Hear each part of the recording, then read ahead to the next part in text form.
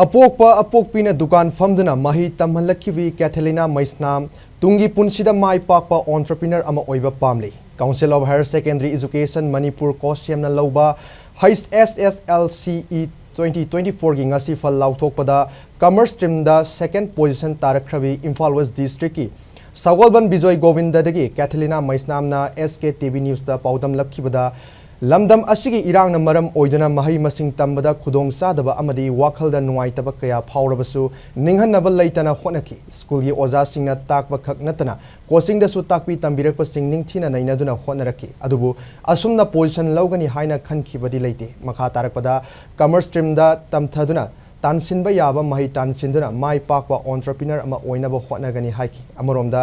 irang asi loisinduna mahiroi singbu wakhal leitana mahi thamba phanganbiu hainasu appeal tawrakli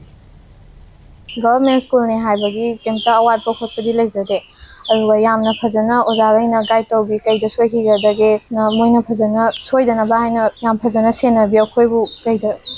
watkena aduga commerce lawgibagi maram hajaradi aisana business line je pamje aduna adu lawjak aina makha tamjage na khanbadi business management ta makha tamthage na khanjaje college ki wadi hojikta result haidok tangai banina mama baba ga phajana tanaraga karambadana phadoino na khalaga tamjarak baba mama na di ai kaida wati kadage na aina sema pami habdo moina adum thunghanbi adum kemta haidabida school phajana close oihi adai phajana session phajana di tawkide ado oja ga ina di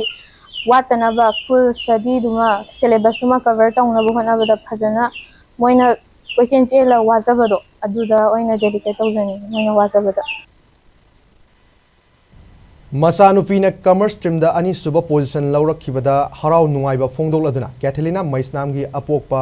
maisnam firepana hai isana government school da tamlabasu position lawba khakna lining oikhide ningthina mahi tamduna mai pakpa mioi ama oinaba angang singbo lamjingduna hotnaraki isam samba dukan famlaga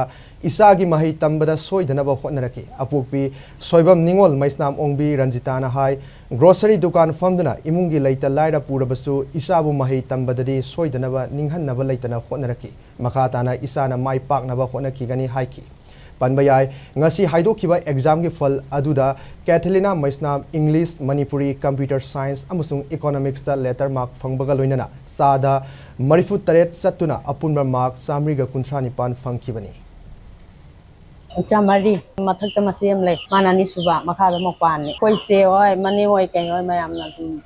ama mamat keno tongara ka taw di am ka hani ala ta mai ponna zoi mai ngai ta ai cha yang ma matam la ka no taw ma like pa ngai ta ni gumba gumba se nga ngai bi ba sang bi ba de tuition bazat ka do le na thil bi ramba lo bi ro ba simara to pa te di mana ko tan chara ai jang ba mo de da dum keno taw je ge khale dum pa mo ta ge